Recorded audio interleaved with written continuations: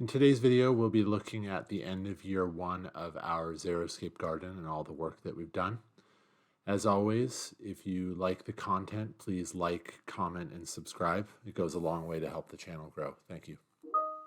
So here is a view of the beginning of the Xeriscape garden. This is the bed we showed the last time. It's come a long way. There's quite a bit in it, and we'll look at a few plants in a little bit more detail.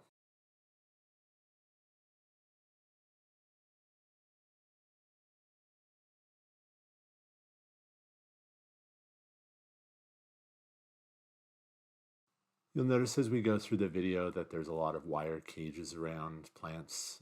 There's a wire cage around the bottom of this plant, and that's just because there's been so much pressure from rabbits eating the plants as the days have dried out. The focus of this video really won't be about that, although it is a video in and of itself, is the amount of pressure from animals. In the garden bed is going to be Trichoceros pachanoi San Pedro. I have a lot of these from cuttings from my friend Dan.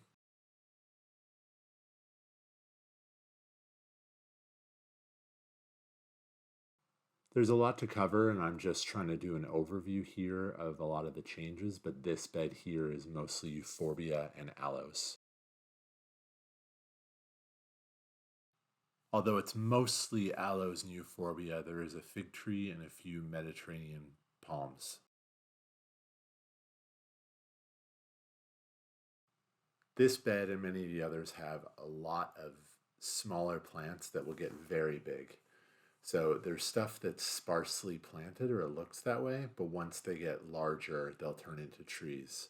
So this, for example, is a cutting of a tree aloe, which will get very large indeed. And there are a few tree euphorbias in the background. So this bed in 5 or 10 years will be very full. So here's another bed that is mostly cactus and agave. And there are quite a few plants in here that will get very large over time. So this that we're walking up on is a Mexican cardone, Pachycereus pringlei, and this will get 40 or 50 feet tall. It'll dominate this bed in the future. There's also quite a few agaves and smaller plants planted throughout that will mature and look great in a few years, and I just want to highlight a few.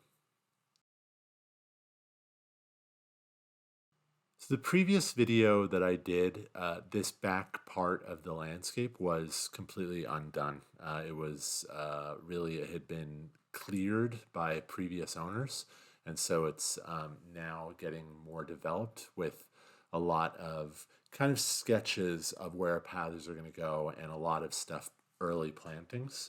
And so what I'm doing is just showing sort of the general outline. There's a lot of larger plants in here, or plants that will get larger, and the paths are mostly sketched out, and I just fill them in over time as I get access to rocks.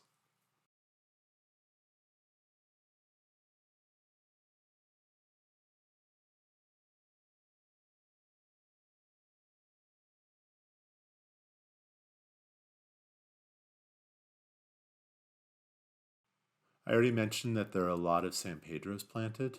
There are even more golden barrel cactus. So that is a dominant part of the landscape, and as they get older, it'll really be striking.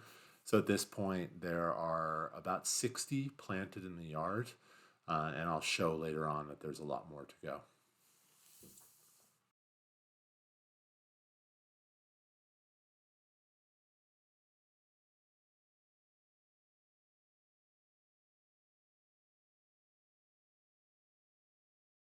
This bed is another good example of a dominant plant in the center that will grow much larger and dominate the landscape in the next 20 years, and that's right here, this Trichoceros terscheckii.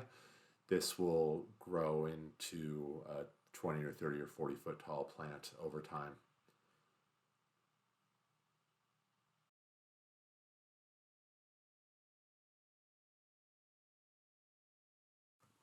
Even though I've mostly talked about and focused on the golden barrel cactus, there are quite a few barrel cactuses in the yard, and I'm also growing quite a few from seed, so over time there will be quite a few. So I wanted to finish this video by standing on the back corner of the lot and showing The house and the garden itself and where we are, there's a lot of work to do, but we're making a lot of progress.